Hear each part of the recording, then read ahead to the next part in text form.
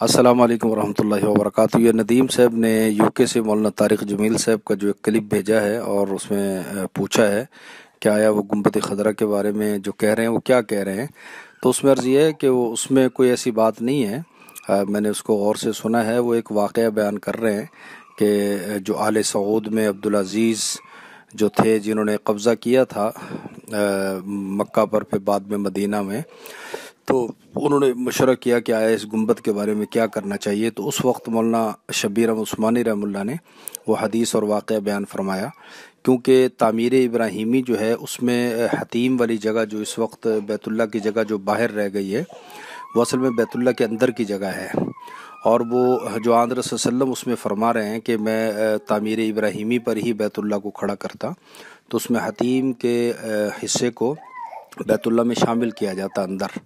लेकिन आपने फरमाया कि चूँकि कौम नई नई मुसलमान हुई तो कोई फितना ना हो, तो इस वजह से आपने उसी कुरैश की बुनियादों पर ही बैतुल्लाह को कायम रहने दिया और आज तक उसी तरह कायम है। तो मौलाना तारिक जमील साहब जो है उस वाक़े को बयान कर रहे हैं और बता रहे हैं कि ऐसे मौक़ों पर कोई जब उम्मत में इंतशार उसका ख़तरा हो तो उलमा कैसे रहनुमाई करते हैं।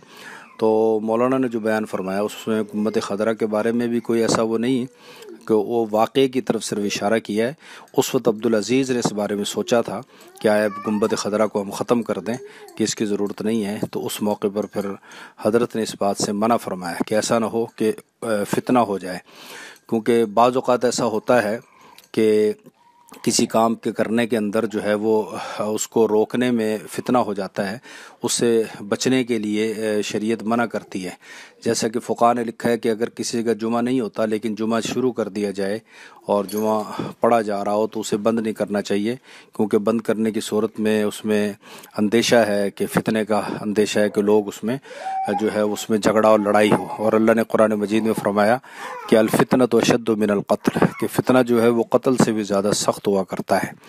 तो उस उलमा की रहनुमाई की तरफ इशारा है। तो उसमें कोई ऐसी बात नहीं है कि जिसमें कोई हो कि गुंबद खदरा क्यों बना या क्यों था या उसे ख़त्म होना चाहिए था, ऐसी कोई बात मौलाना के बयान में नहीं है।